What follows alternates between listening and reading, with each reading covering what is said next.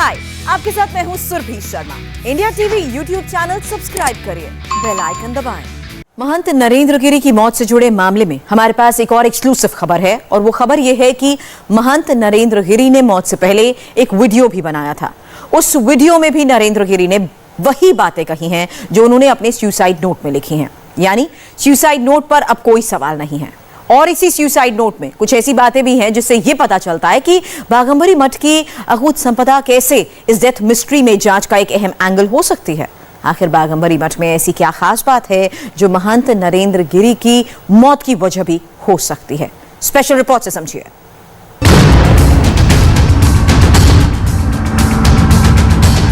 महंत नरेंद्र गिरी ने अपने suicide note में लिखा है, मंदिर में माला फूल की दुकान मैंने सुमित तिवारी के नाम रजिस्टर की है। मिथिलेश पांडे को दुकान किराए पर दी है। मनीष शुक्ला, शिव मिश्रा, अभिषेक मिश्रा को लड्डू की दुकान किराए पर दी है।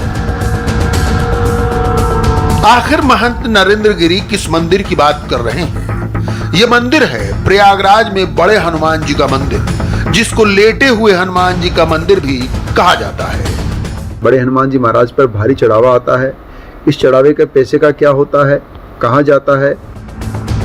बाघंबरी पीठ की संपत्ति में आने वाले प्रयागराज के इस प्रसिद्ध हनुमान मंदिर पर लाखों करोड़ों रुपए का चढ़ावा चढ़ता है।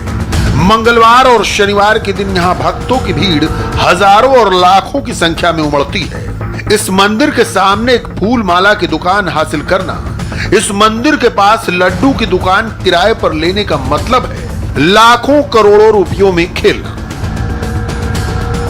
ये वो अकूत संपदा है जो हर हफ्ते, हर महीने लगातार भक्तों के चढ़ावे से बाघंबरी पीठ को हासिल होती है। इस अकूत संपदा के अलावा भी बाघंबरी पीठ के पास यूपी के कई शहरों में करोड़ों अरबों रुपए की जमीन है, जिसके एकमात्र स्वामी होते हैं बाघंबरी पीठ के महंत।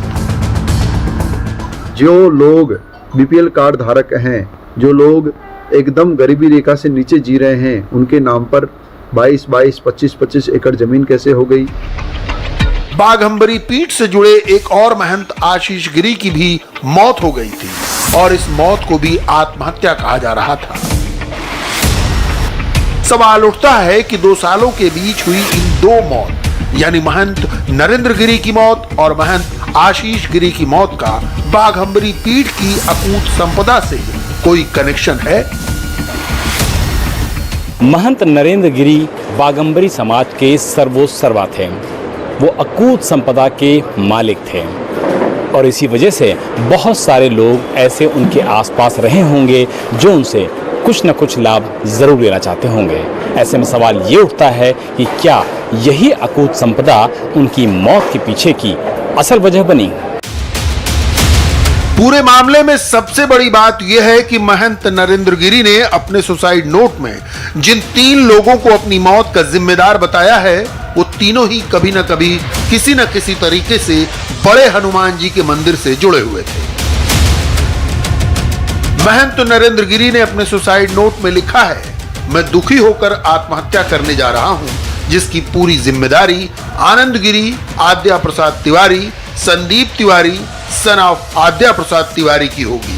प्रयागराज में सभी पुलिस अधिकारी एवं प्रशासनिक अधिकारियों से अनुरोध करता हूं, मेरी आत्महत्या के जिम्मेदार उपरोक्त लोगों पर कानूनी कार्रवाई की जाए, जिससे मेरी आत्मा को शांति मिले। ये तस्वीर देखिए, ये प्रयागराज के लेटे हुए हनुमान मंदिर की 7 साल पुरानी तस्वीर है, जब आनंद गिरी ही मंदिर के गर्भगृह में हनुमान की पूजा करते हुए नजर आ रहे हैं। ठीक वैसे ही आद्या प्रसाद तिवारी और संदीप तिवारी भी हनुमान मंदिर के पूजा पाठ के कार्यक्रम से जुड़े हुए थे। ये सभी बाघंबरी पीठ से जुड़े वो लोग हैं जिनको मंदिर पर चढ़ने वाले चढ़ावे की जानकारी थी।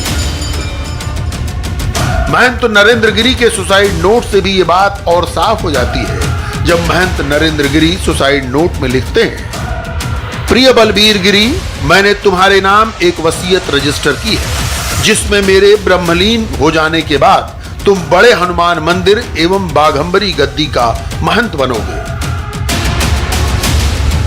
महंत नरेंद्र गिरी की नजर में भी लेटे हुए हनुमान मंदिर का महत्व काफी ज्यादा था, इसीलिए उन्होंने जब बलबीर गिरी को महंत घोषित किया तो पहले हनुमान मंदिर का और बाद में बाघंबरी गद्दी का नाम लिया। प्रयागराज का लेटे हुए हनुमान जी का मंदिर सदियों पुराना है, करीब 300 साल पुराना, और बाघंबरी मठ के अस्तित्व में आने के बाद से ही प्रयागराज में लेटे हुए हनुमान जी का मंदिर भी काफ़ी प्रसिद्धि में आया। यहाँ मंगलवार और शनिवार को ज़बरदस्त श्रद्धालुओं और भक्तों का जमावड़ा लगता है।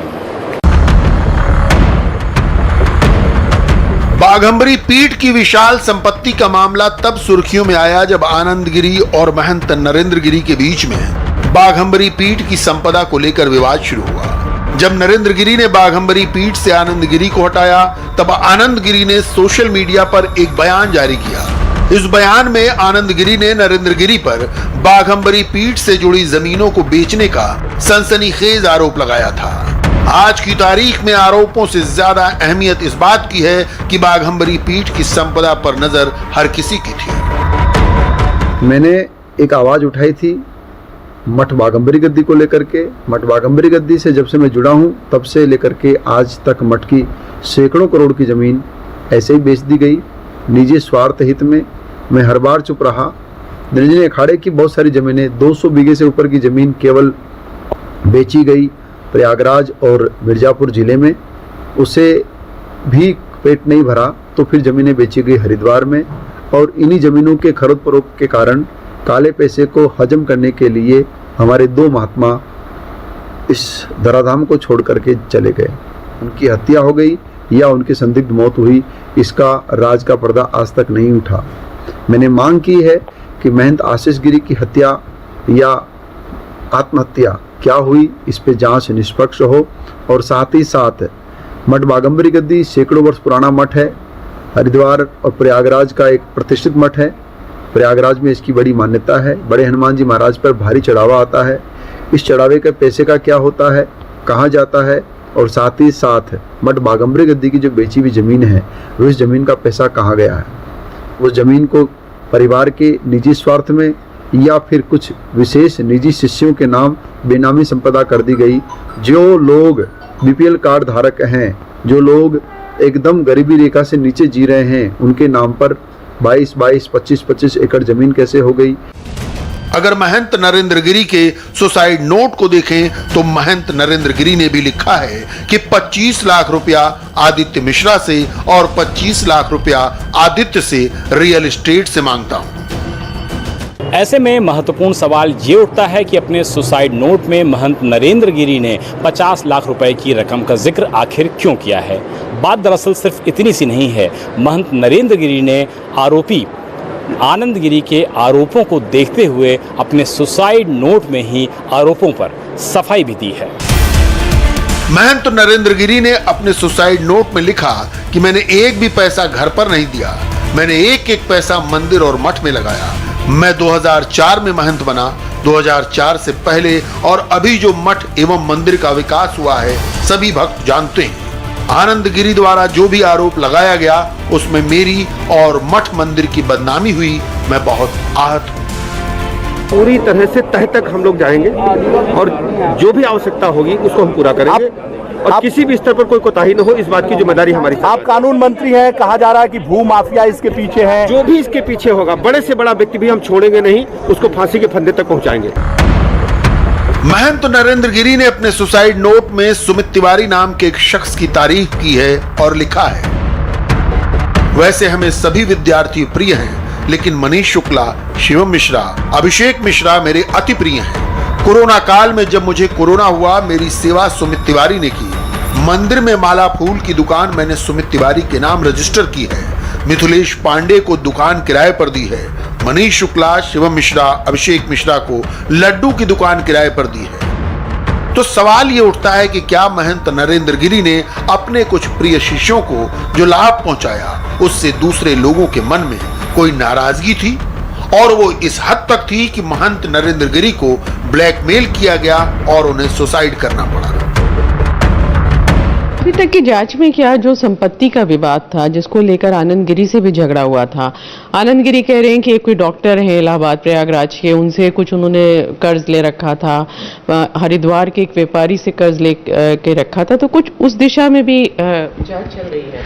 ये सभी पहलुओं पे विचार होगा। ये मैंने आपको बताया कि जो एक्यूज्ड हैं उनके कहने, उनको भी पूरा कहने की छूट मिलेगी और वो विवेचक से अपनी पूरी बात कह सकेंगे और हर पहलू को इसमें विवेचना के दौरान हम कंसीडर करेंगे। दरअसल ये पूरी कहानी मंदिर और मठ की संपत्तियों से जुड़ा हुआ एक पुराना विवाद सामने जरूर हो सकता है, लेकिन इस पूरे किरदार में सबसे अहम भूमिका निभा रहे आनंद गिरी के बारे में अगर चर्चा न की जाए तो ये चर्चा पूरी नहीं कही जा सकती है। कहने को तो आनंद गिरी एक महंत हुआ करता था, लेकिन उसकी लग्जीरियस लाइफ स्टाइल कुछ इस तरीके की होती थी कि वो सोशल मीडिया पर भी ज़बरदस्त सुर्खियां बटोरता था। छोटे से ब्रेक के लिए मैं यहाँ पर रुकना, आगे नजर इस वक्त की हेडलाइंस पर। हाय, आई एम सुरभि शर्मा। खबरों से अपडेट रहने के लिए India TV YouTube channel subscribe करिए, साथ में बेल आइकन जरूर दबाएं। जुड़े रहें इंडिया टीवी के साथ।